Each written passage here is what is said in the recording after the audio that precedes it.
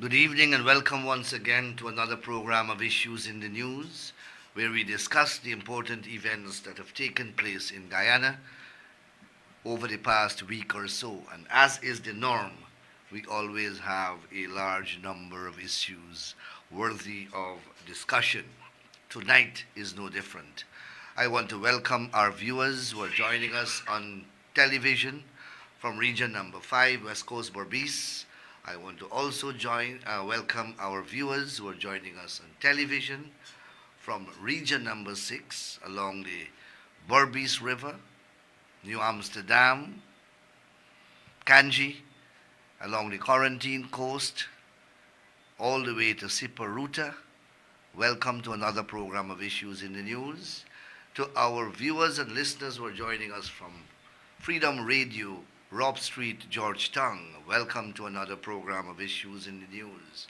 And last but not least, to the tens of thousands of you who are joining us on Facebook Live across the length and breadth of Guyana, the Caribbean, North America, Europe, Asia, and beyond. Welcome to another program of Issues in the News. Share this program. Share this program so that all your friends and all your followers can join us in tonight's discussions. Please share the program, share the live so that your friends and your followers can join us. Use the comments section to raise issues that you would like me to discuss, either on this program or in future programs. Use the comment section also to let me hear your views, request of me any clarifications which you may wish to have, or request of me to answer any questions you may wish to pose. So please let us make this program an interactive one. Use the comment section, put your comments in. I see Danny Rampasad, Kevin Samaru, Sridat Rabindranath, Sledgehammer, what a name, Loknath Bisoon, Jean Hussein Tolaram, Muralidhar, Iris Ali, and so many of you are already on. Share the program so that all your friends and followers can join us in tonight's discussion. So last week, a very important event took place in Guyana.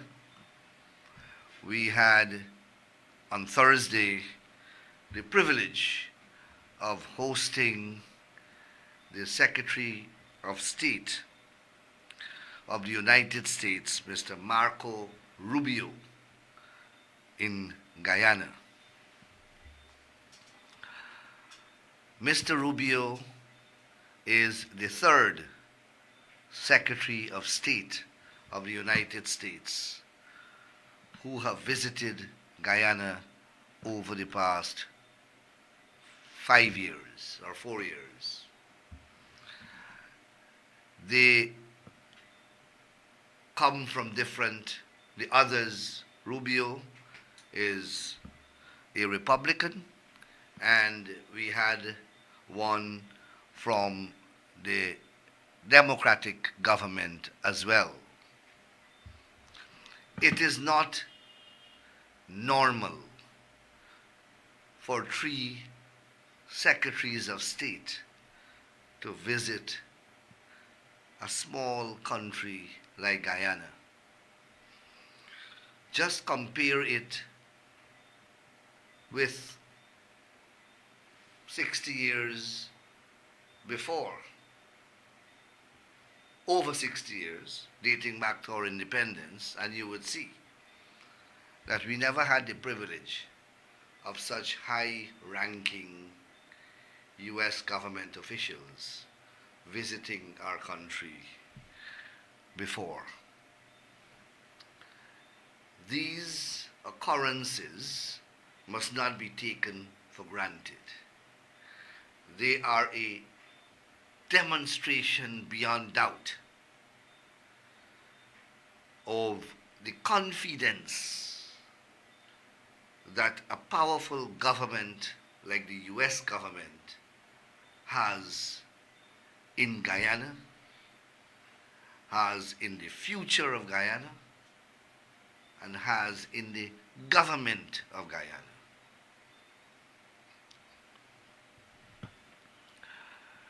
And Mr. Rubio did not mince words in relation to how he felt about Guyana and how the US government feels about Guyana.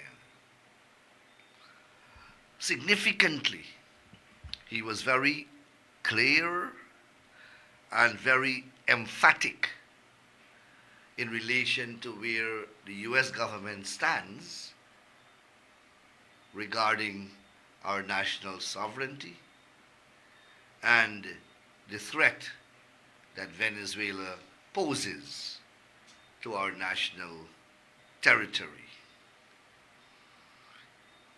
You heard what the Secretary of State said in very unambiguous and unequivocal language. In relation to that matter, there is no need for me to reiterate that. But anyone listening or reading what the Secretary of State said cannot be in doubt where the US stands. And the US has expressed a view that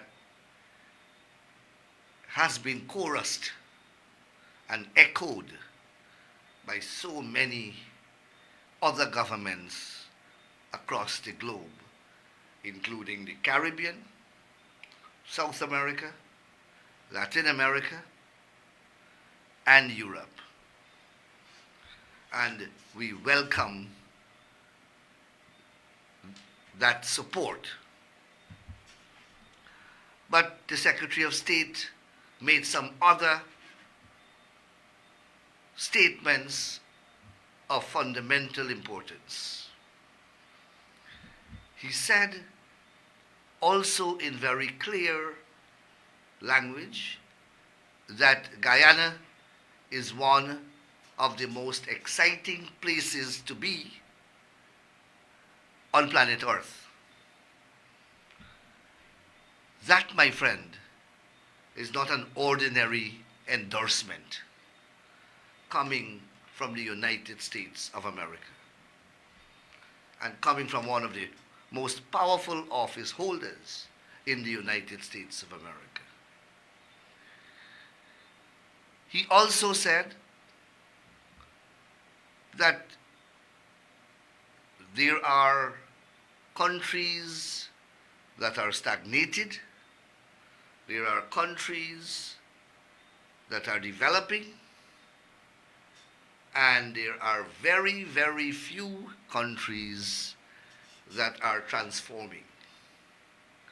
And he identifies Guyana as being in the latter group of countries. Again, that is not an ordinary endorsement. These statements illustrate not only to Guyanese, but to the world, that Guyana is one of the most desirable and attractive investment destination in the world.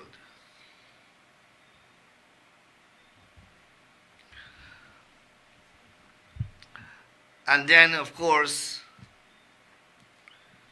those statements, I thought, would have made every group of Guyanese happy, or rather elated. I thought that such an endorsement would have boosted our global image to such an extent that every Guyanese of worth would be proud of their country, having regard to the journey we have traveled to be here. We have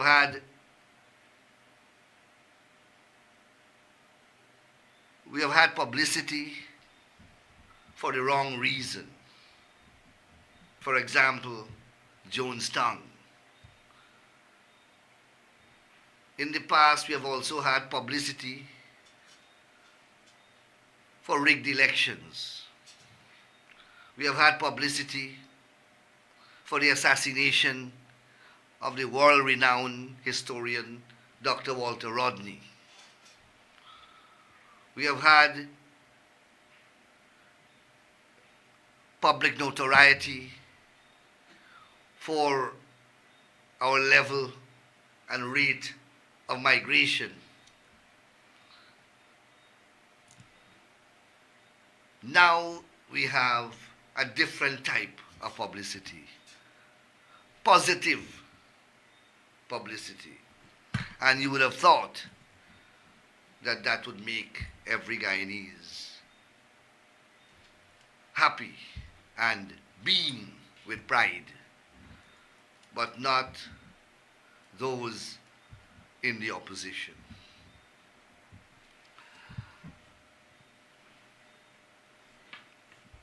Like petulant children,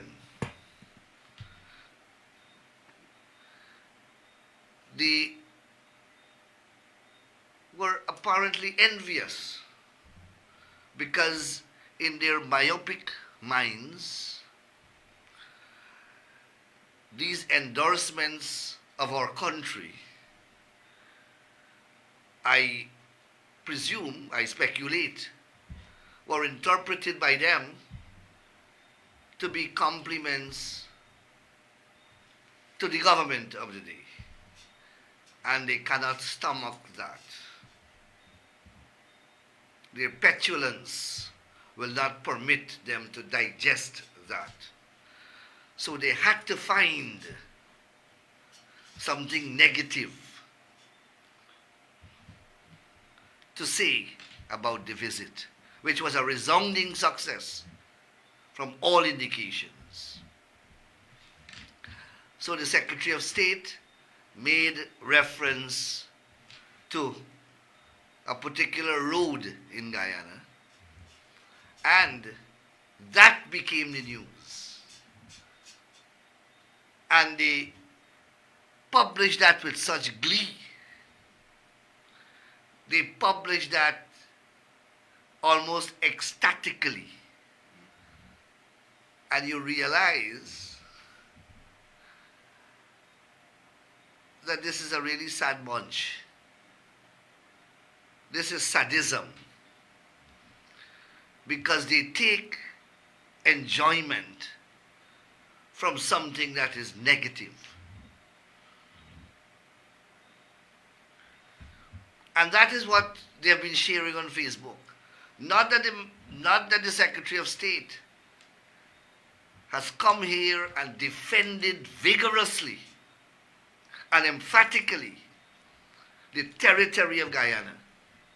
Not that he has said to the world that Guyana is one of the best places to be. Not that he has said to the world that the future of our country is secured, that the people of our country has a bright future. All those things that he said did not register with the purveyors of doom. They extracted that one statement that the Secretary of State did not even say here. He said it in Suriname. And he was making a point. He was referring to the Chinese, obviously. It was not a condemnation of Guyana, he was making a point about the Chinese. And that became the news story of the week. And, not surprisingly, perhaps the most petulant bunch in the country, the Alliance for Change, was not prepared to express their diatribe on Facebook alone, but they put pen to paper and they wrote with great haste. They wrote Mr. Marco Rubio a long letter. And I looked at the letter, and go and read the letter for yourself. And you see when bitterness poisons the mind, when hate contaminates the brain, you get what was in that letter. They did not express, one would have expected that a national party, or a party that would like to describe itself as a national party,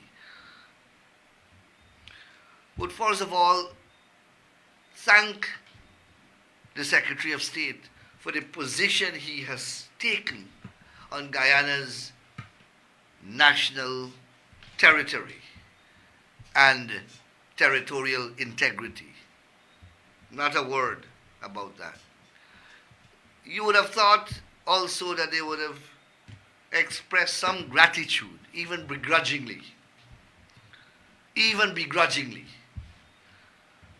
to the Secretary of State for his very generous but accurate remarks on the state of our country and the potential of our country for the future.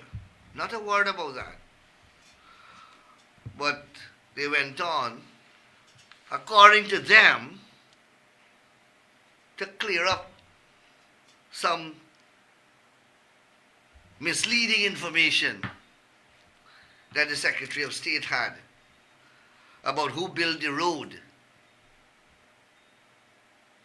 that he may have been referring to. Well, I don't know how they knew which road the Secretary of State was referring to. I don't know how they know which road, and how they know that the government of Guyana informed the Secretary of State that that particular road was built by Chinese contractors. I don't know how they come to that conclusion. But that is what they engage the Secretary of State in. That. Such frivolity.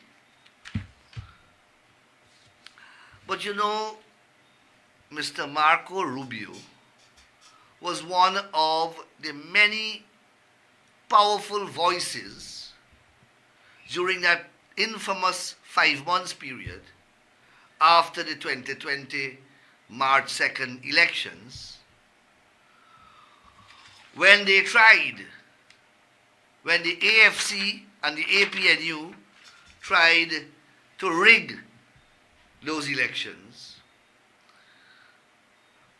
Marco Rubio and many others in the US Senate and House of Representatives and holder of government offices in the United States government, many of them wrote letters, issued statements, put tweets on their social media platforms condemning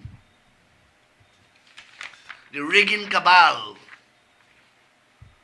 as they attempted to steal the ballots of the Guyanese people for 5 months. Rather than write this letter to Rubio Nigel Hughes and the AFC should write and explain their role in attempting to rig those elections for the 5 months.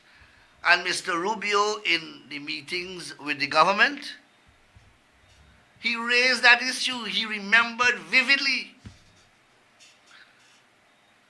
the record-breaking attempts at altering the results of the elections. He remembered, he raised it with us in discussions. And those people who are writing him now were among the miscreants and rigging architects for that 5 months period. Nigel Hughes told the nation recently, about 3 months ago, that he has to investigate and inquire into what role the AFC played. He doesn't know. All of you know. All of you can tell him, but he doesn't know. But he knows to write Rubio, to tell Rubio about which contractor built which roads. He can't tell Rubio how they attempted to steal the elections. And his wife and Ramjatan and his party were very much part of that rigging design. So this is what you have to contend with. And as I am on it, I see their coalition talks going on.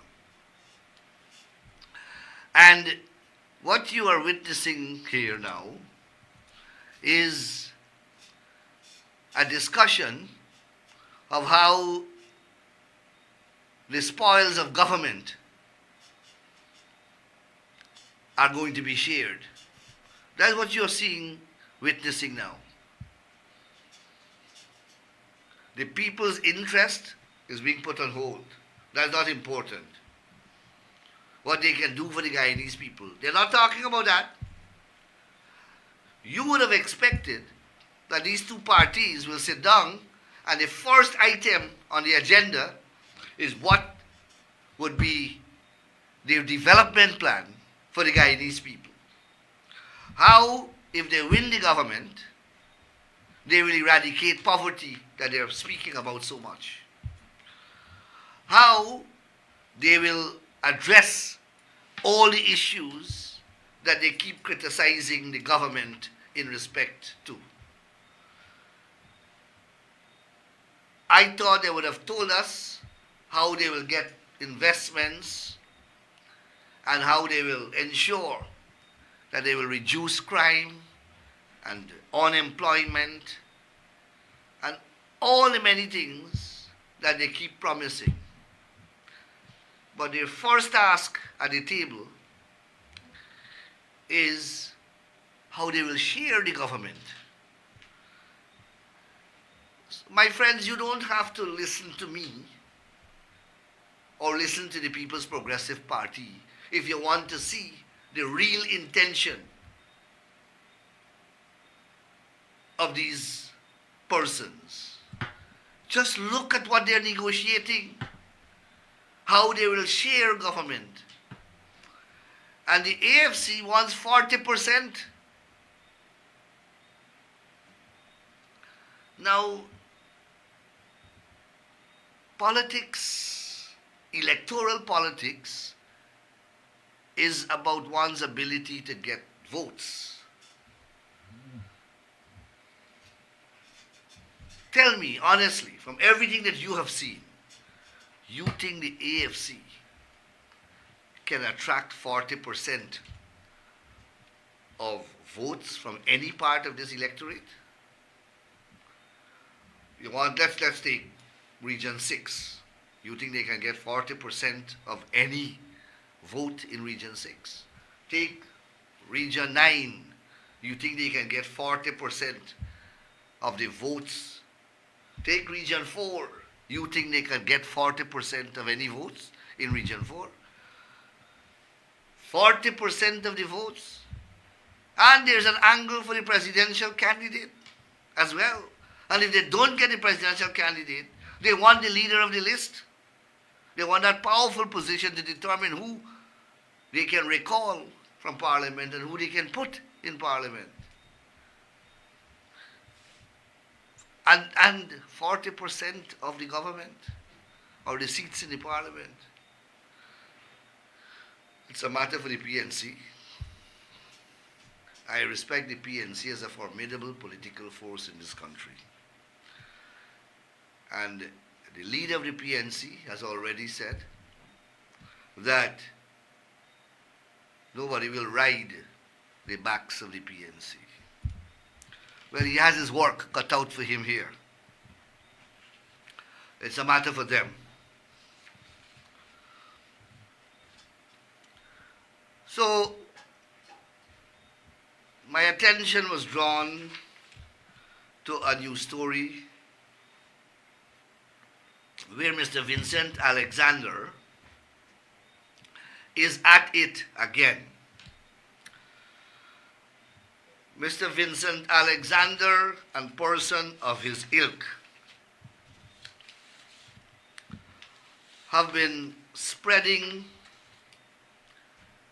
a particular type of political propaganda in this country for 35 years, or about 30 years now.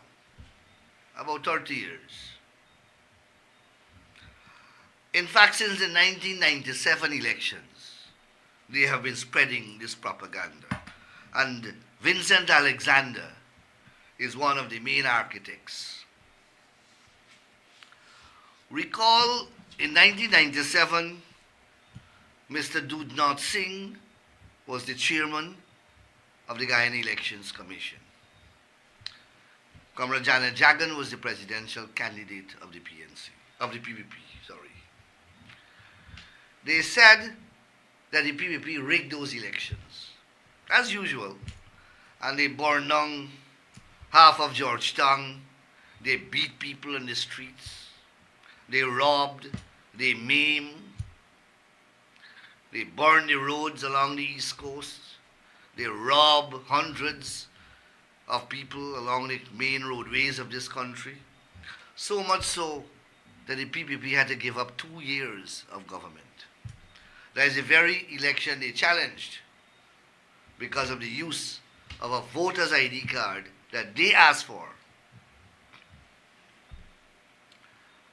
But Alexander and his crew, you had people like Clem David, Roger Moore, Laurie Alexander, and others. They were peddling in the public domain since then that the PPP rigged those elections, and the method of rigging, according to them then, was that the PPP had a cable, listen to this, a cable which they ran from the Pegasus Hotel on the ground into the Guyana Elections Commission, and through that cable they were able to alter the results in the computer system. And they identified two persons. They said they used to call them the Deepu brothers, Sherlock Deepu and some Sherlock's brother.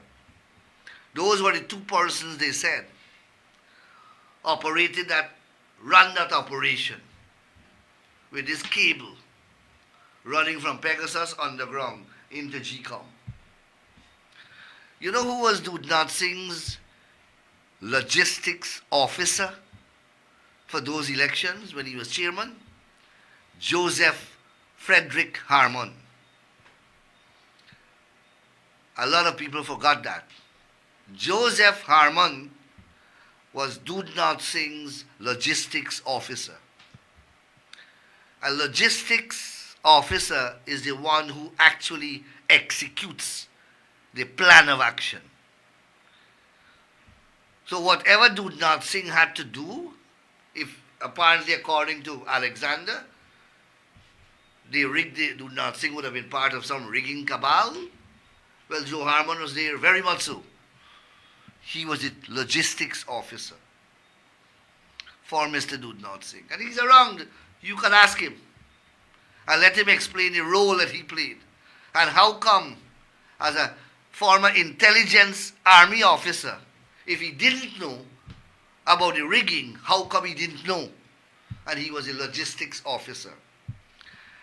Elections after elections, these people come up with the most bizarre, outrageous, and ludicrous bundle of allegations.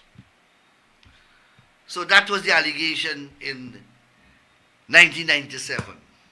In 2001, when they lost again, and even before they lost,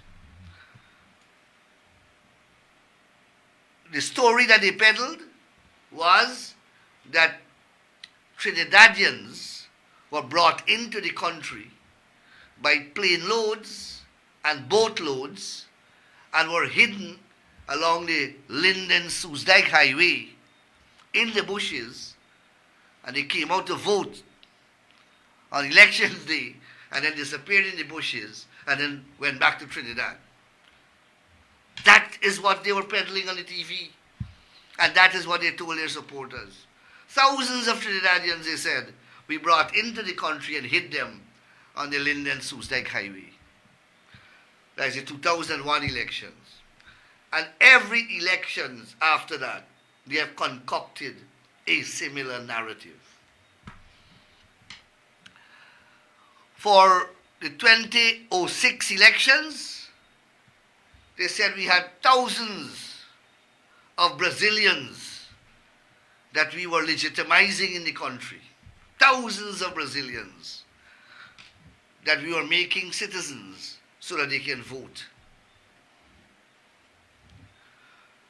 The 2011 elections, they won a majority. So they didn't have any wickedness then. 2015, they didn't have any wickedness. 2020, we bring people out from the burial ground. 15,000 dead people. And I don't know how many from Queens, New York. And we get them to vote. That was the allegations. And there was some election also, I remember, where they accused us of bringing tens of thousands of Guyanese from Suriname and hiding them somewhere at Crabwood Creek and Skeldon and get them to vote. Yes, I remember that too. You will remember it too. So we had tens of thousands coming over from Suriname, voting and going back. And 2020, they may have run out of countries, so they went to the cemetery. And Alexander told us that 15,000 dead people walked out of the different burial grounds and voted. And none of them didn't see it. And the polling agents didn't see it. This election now I see him again. He's saying mischief is afoot. That we are moving people now from PPP strongholds into PNC strongholds to manipulate the election results. Don't ask me how. Don't ask me how. He's saying that the changes that we have done to the law is to allow us to move persons from PPP strongholds to PNC strongholds. I don't know if they can vote first in the PPP stronghold and then they're going over vote again in the PNC stronghold, but they're voting for the PPP. Only in Alexander demented and delusional mind he can explain those things. These are configurations in his head that he's articulating.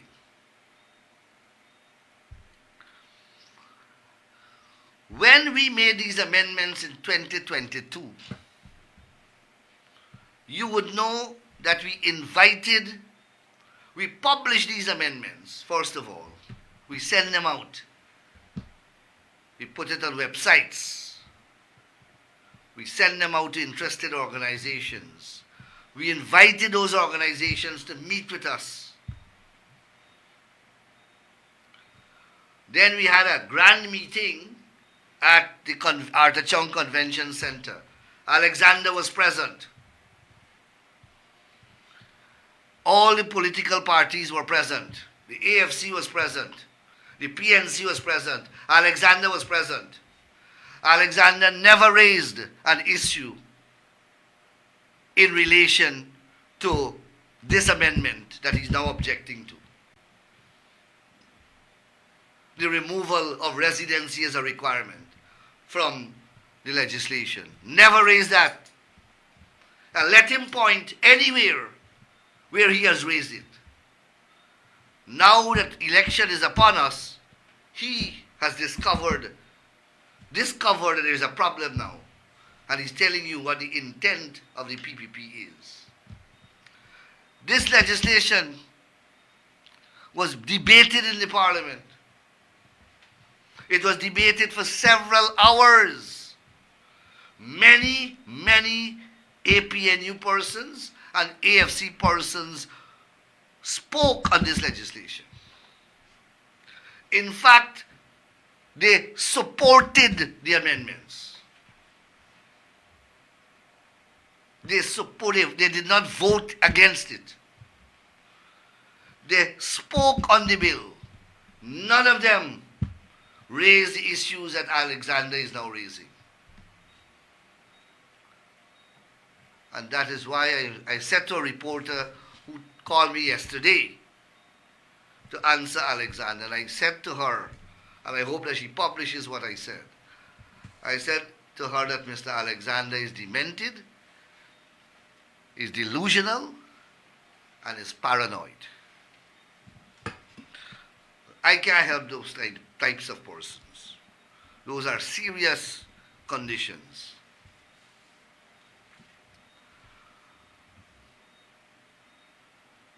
So, we have this issue that is occupying some attention in the public domain. It is the expressed intention of the Georgetown mayor and some of the councillors to promulgate a financial regulation by which they intend to waive interests on outstanding rates and taxes. The Minister of Local Government has rightfully intervened and indicated both to the mayor and the town council and to the public that the mayor and city council has no power in law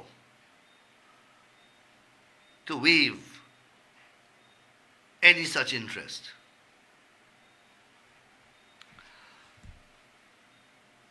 The Mayor and City Council is governed by the Mayor and City Council's Act.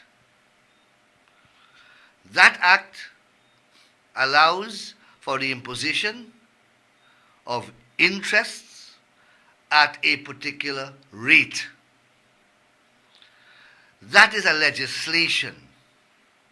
What that means, it is an authorization of the Parliament, the elected representatives of the people at the National Assembly level, authorizing the municipality to impose a rate of interest specified by the Parliament upon outstanding rates and taxes. If Parliament wanted to give the Mayor and City Council an additional power to waive that tax, that interest, then Parliament would have so specified. And Parliament would have also specified the conditions and the circumstances which must be satisfied before such a waiver takes place, and the terms and conditions of that waiver.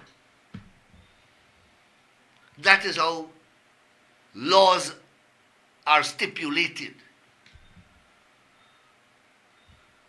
The Parliament has given no such authority to the mayor and city council. In fact, the Municipal and District Council Act is not silent on the matter. I see somewhere it is written that the legislation is silent. It is not. Parliament has given a power to make financial regulations, but it has not given that power to the mayor or the mayor and city council. It has given that power to the minister.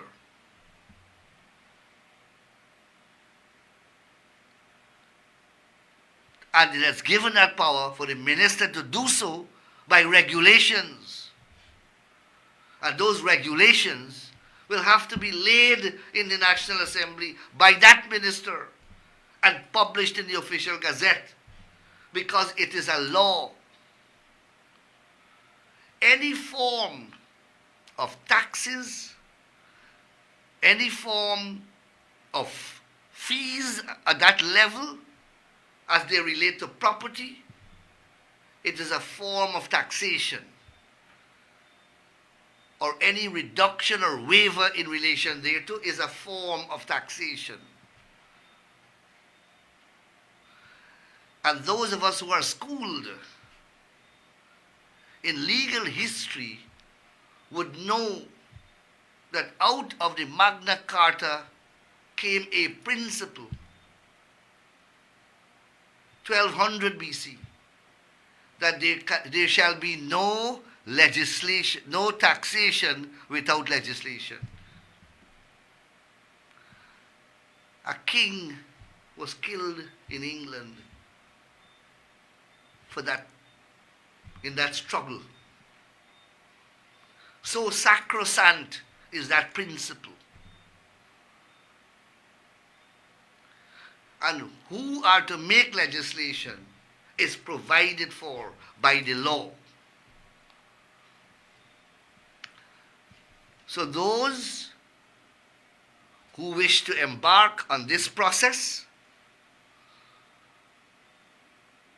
of waiving interests will be held personally liable, both them and the beneficiaries will have to account for the monies involved. That is the law of Guyana. And it is an open secret that this is a scheme that is not driven by any benevolent motive. This is not something that is driven by a positive intent. This here is to help a few selected persons who owe large accumulated amounts of money to the main city council, including large sums of money as interests. And this is intended to benefit those persons. For all you know, promises have already been made and money is already received as a form of incentive to unfold this plan. That is what is happening here. And I have no reason to doubt the information that I have received. So on the one hand, you have a PNC, and let me show you how duplicitous these PNC councillors are. So on the one hand, you have one of them, one grouping of them, at the Georgetown Mayor City Council, who are masquerading as acting in the best interest of the taxpayer and ratepayer by writing off some interest for them. That is the impression that they want to convey. According to them, they want to release some pressure of a very taxed public. That is the mantra that they are running in Georgetown here. So they are good people. They want to alleviate the burdens of cost of living. I think that's one of the PR argument that they are articulating out there. This bunch. Then contrast that with their counterparts, another PNC grouping, at the Linden Town Council. His Excellency the President has reiterated an announcement already made late last year that tolls will soon be removed from the bridge at Wismar. The President announced that tolls will be removed from that bridge and a date has been identified. The PNC crew at that town council is opposed to the abolition and removal of the rates of the tolls. So here you have, in Georgetown, you have a PNC grouping that is fighting for the waiver of interest because they want to alleviate the cost of living, and their counterparts in Linden, Sharma Solomon et al., are fighting against the removal of tolls. So while these in Georgetown would like to remove the burden from the backs of Georgetown residents, those in Linden are fighting ferociously to keep the tariffs on the backs of the Lindeners. And these guys expect you to take them seriously. These guys expect you to take them seriously. What is the principle? Or is every party playing their own song? Is one party, the PNCs, what is their philosophy? What is their ideology? Where do they stand on these matters? I thought that they would support.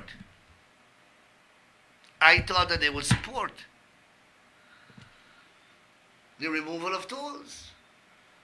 Now imagine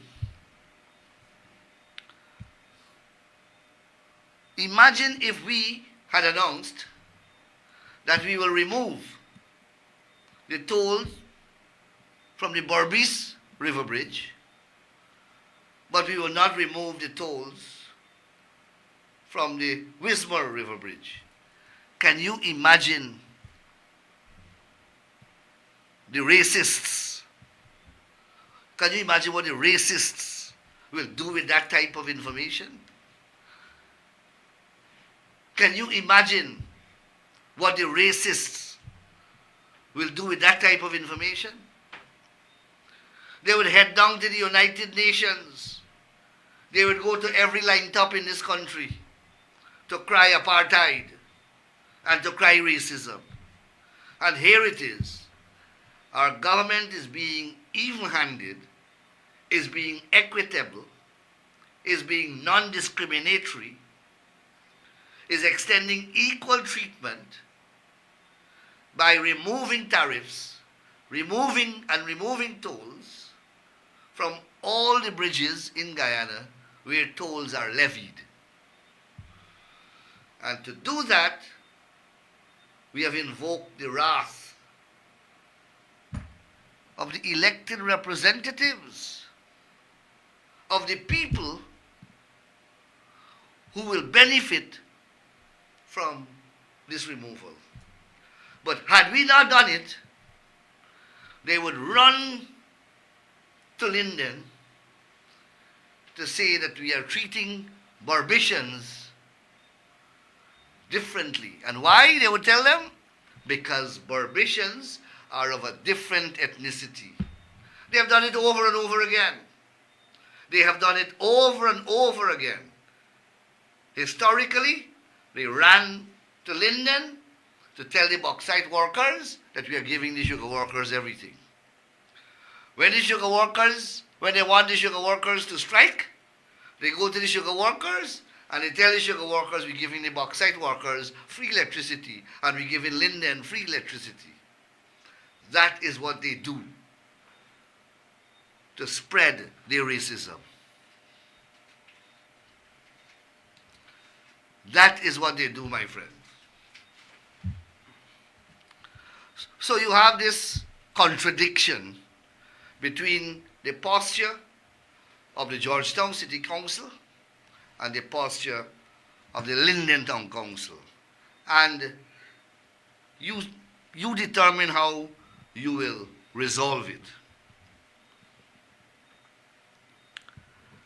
We will be launching the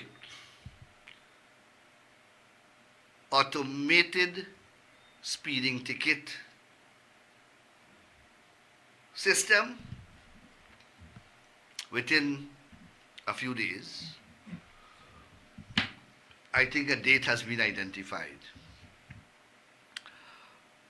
A lot of work has been put into this platform to ensure that the system accords with the law, to ensure that due process is extended, to ensure that the data is accurately produced, to ensure that the equipment used are properly tested and calibrated so that it will produce accurate data. In the first phase, 2 offenses will be targeted. Speeding and driving without seat belts. The image will be captured on a camera and the speed recorded. That image and speed would be sent to a database where it will be examined, and once it is determined that this particular speed limit has been exceeded, then an electronic ticket would be automated. That ticket will be sent to the registered owner of the vehicle by WhatsApp, by email, by registered post, and will also be manually served. That ticket will indicate the offense allegedly committed and the penalty for that particular offense. It will invite persons who wish to plead guilty to pay that fine either at a specified court or at an identified payment center. For example, MMG has been identified as a payment platform. If one wishes to challenge that ticket, then one will have to appear at a magistrate's court that will be indicated on the ticket. So it is a system that has been thoroughly scrutinized, and it will unfold shortly. The last thing, well, not the last thing, yes, we are approaching program time, and I see that many people have asked me to comment on a statement that was sent to me, issued by Melissa Atwell. I glanced at the statement. I don't think that Melissa Atwell is capable of writing such a statement. But I see that the government of Guyana is being accused of informing the US government about her overstay. Well, in the US, that she overstayed for 3 days, and it was the government, the PPP, that had to inform the government of the US. Imagine, but let's just rewind a little. The PPP and Guyanese were told by this woman, operator, you will agree with me, you heard it. We were told by this woman that she's an American citizen. And an American citizen a long time ago. In fact, she told me, she did a dedicated speech to me and told me that she's an American citizen. She also told us that she writes to the FBI regularly, and she writes to the American government regularly, and she has great protection in the United States. All of that she said to us, and said to every Guyanese.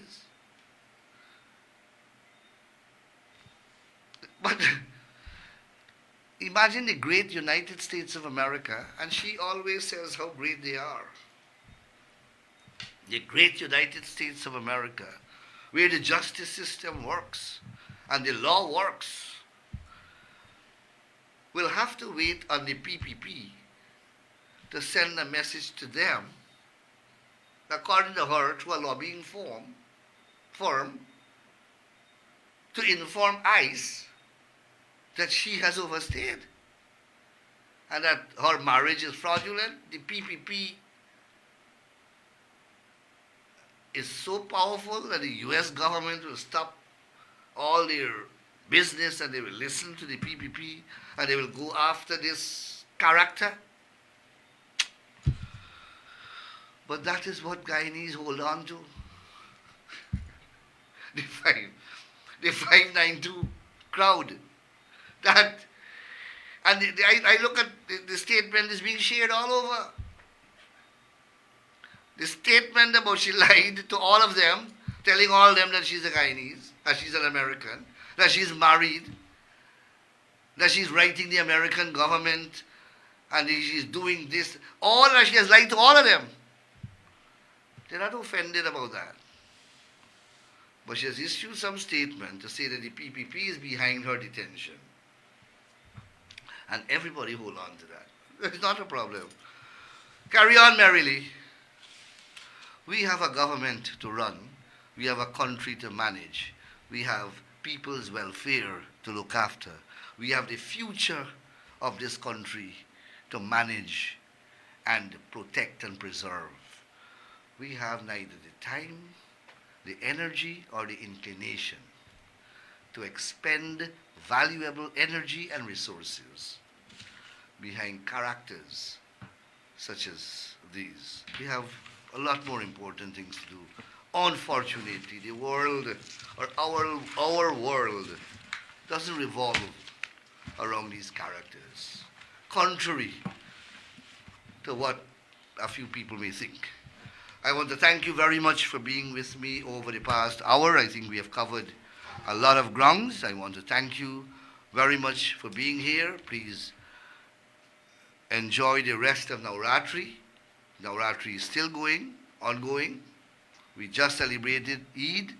Eid Mubarak again to all my Muslim brothers and sisters. And from Navrat, we will move straight into Easter. Good evening and enjoy the rest of the week until we meet again. Thank you.